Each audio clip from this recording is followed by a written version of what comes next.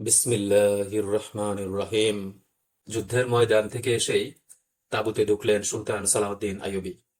মুসলিম মিল্লাতের চিন্তায় চিন্তাগ্রস্ত সুলতান শিরস্ত্রাণ না খুলেই চৌকিতে শুয়ে পড়লেন, আর কপালে হাত দিয়ে গভীরভাবে কি যেন ভাবছেন।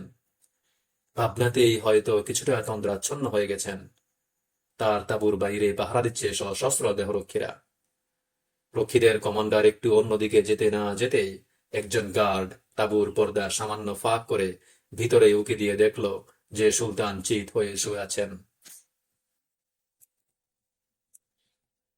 সে সুযোগ বুঝে পাহারারত বাকি রক্ষীদের দিকে চোখে কিছু একটা ইশারা করল, আর অমনি চারজন দেহরক্ষী অন্য সব রক্ষীদের সাথে গল্প জুড়ে দিল। এই সুযোগে খঞ্জর হাতে বিড়ালের মতো নিঃশব্দে এগিয়ে গেল ঘুমন্ত সুলতানের দিকে। যেই না খঞ্জর বাগিয়ে আঘাত করল, আইয়ুবীর বুক লক্ষ্য করে যখন নেমে আসছিল হাত, সেই মুহূর্তে ঘুমের ঘুরেই পাশ ফিরলেন তিনি। রক্ষীর আঘাত গিয়ে পড়ল সালাউদ্দিন আইয়ুবীর শিরস্ত্রাণে। বিদ্যুৎ গতিতে দাঁড়িয়ে গেলেন সুলতান। নিমেষেই ঘটনাটা বুঝে গেলেন। নিজের বাছাই করা দেহরক্ষী আক্রমণ করছে দেখেও হতবাক হলেন না। রক্ষী শিরস্ত্রাণের পাশ কেটে মাটিতে গেঁথে যাওয়া খঞ্জর টেনে তুলছিল, আর চোখের পলকেই পূর্ণ শক্তিতে রক্ষীর মুখে ঘুষি মারলেন সালাউদ্দিন। মট করে হাড় ভাঙার শব্দ হলো। বিকট শব্দ করে চিৎ হয়ে পড়ে গেল রক্ষী। দ্রুত গতিতে সালাউদ্দিন আইয়ুবী রক্ষীর হাত থেকে ছিটকে পড়া খঞ্জর নিজের হাতে তুলে নিলেন। চিৎকার শুনে বাইরে থেকে ছুটে এলো দুজন দেহরক্ষী। বেঁধে পেল ওকে, আদেশের সুরে নির্দেশ দিলেন সুলতান। কিন্তু তারা সুলতানের আদেশ অমান্য করে উল্টো সুলতান উল্টো সুলতান আইয়ুবীকেই আক্রমণ করে বসল। একা খঞ্জর দিয়ে দুই রক্ষীর তলোয়ারের মোকাবেলা করতে লাগলেন সালাউদ্দিন আইয়ুবী। তাঁবুর ভিতরে শুরু হলো অসম এক লোমহর্ষক লড়াই। 2-1 মিনিটের মধ্যেই অন্য দেহরক্ষীরাও ভিতরে প্রবেশ করল। অবাক বিস্ময়ে কয়েক মুহূর্ত তারা তাকিয়ে রইল আইয়ুবী এবং দেহরক্ষীদের অসম লড়াইয়ের দিকে। হুঁশ ফিরে এলে একজন এগিয়ে এসে আঘাত করল দেহরক্ষীদের। তার দেখা দেখি অন্য রক্ষীরাও ঝাঁপিয়ে পড়ল। এবার রক্ষীরা দুই দলে বিভক্ত হয়ে নিজেদের মধ্যে মারামারি শুরু করল। আপন পর পার্থক্য না করতে পেরে নিশ্চুপ বিমূঢ় হয়ে দাঁড়িয়ে রইলেন সালাউদ্দিন আইয়ুবী। সংঘর্ষ থেমে গেল এবং দুজন নিহত হলো এই সংঘর্ষে। আহত হলো কয়েকজন, পালিয়ে গেল একজন। তদন্ত শেষে দেখা গেল দেহরক্ষীদের 7 জন ছিল ঘাতক দলের সদস্য। খলিফা আস-সালেহের এক কেল্লা অধিপতি, যার নাম ছিল গুমস্তিগিন, যে কিনা আইয়ুবীকে হত্যার জন্য এদের নিয়োগ করেছিল। সালাউদ্দিন আইয়ুবীকে হত্যা করার এই ধরনের কয়েকটি প্রচেষ্টা পর পর ব্যর্থ হল। এই হত্যা পরিকল্পনার মূল হোতা ছিল সালাউদ্দিনের চাচাতো ভাই সাইফুদ্দিন। সাইফুদ্দিন ছিল সালাউদ্দিনের চাচাতো ভাই, খলিফা আস-সালেহের একজন আমির।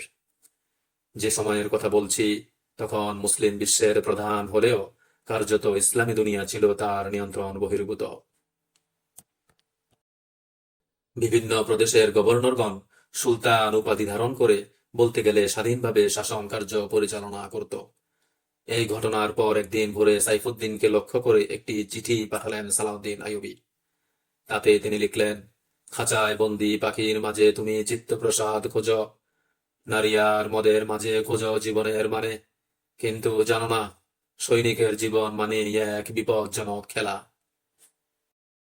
তিনি চিঠিটি লিখেছিলেন 1175 সালের এপ্রিল মাসে। খলিফা সালেহ এবং সাইফুদ্দিন খ্রিস্টানদের সহযোগিতায় সুলতান আইয়ুবীর সাথে যুদ্ধে লিপ্ত হল। পরাজিত হয়ে যুদ্ধের ময়দান থেকে পালিয়ে গেল সাইফুদ্দিন। তার তাঁবুতে পাওয়া গেল অগণিত সম্পদ, পাওয়া গেল খাঁচায় বন্দি রং বেরঙের পাখি, এক ঝাঁক সুন্দরী তরুণী, নর্তকী, গায়িকা, বিভিন্ন প্রকার বাদ্যযন্ত্র আর পিপা ভর্তি মদ। সালাহউদ্দিন খাঁচার দুয়ার খুলে দিলেন। পাখিরা উড়ে গেল উন্মুক্ত আকাশে। নর্তকী আর তরুণীদের মুক্ত করে দিলেন। চিঠি লিখলেন আমির সাইফুদ্দিনের কাছে, তোমরা বেইমানি করে খ্রিস্টানদের সহযোগিতায় আমাকে নিশ্চিহ্ন করে দিতে চাইছ। একবারও কি ভেবেছ তোমাদের এই ষড়যন্ত্র ইসলামী বিশ্বের মানচিত্র মুছে দিতে পারে? যদি আমাকে এই হিংসা করো, যদি আমি তোমাদের শত্রু হয়ে থাকি, মেরে ফেলো আমায়। দুবার সে চেষ্টাও করেছ, সফল হওনি। আবার না হয় চেষ্টা করে দেখো, এবার সফল হলেও হতে পারো। যদি নিশ্চয়তা দিতে পারো আমাকে হত্যা করলে ইসলাম আরো গৌরব উজ্জ্বল হবে, তবে আমার মাথা কেটে তোমাদের পায়ের কাছে রেখে দিতে বলবো। মনে রেখো, অমুসলিম কখনো মুসলমানের বন্ধু হতে পারে না। ইতিহাস এর সাক্ষী। ফ্রান্স সম্রাট এবং রিমান্ডের মতো খ্রিস্টানকে মুসলমানদের বিরুদ্ধে যুদ্ধ করতে সহযোগিতা করছো বলে তোমরা ওদের বন্ধু। ওরা সফল হলে ওদের প্রথম শিকার হবে তোমরাই। এরপর পৃথিবীর বুক থেকে ইসলামের নাম ও নিশানা মুছে যাবে। তোমরা যোদ্ধা জাতির সন্তান। সৈন্য হওয়া তোমাদের জাতীয় পেশা। প্রত্যেকটি মুসলমানই আল্লাহর সৈনিক। তার জন্য শর্ত কেবল ঈমান এবং সৎ কাজ।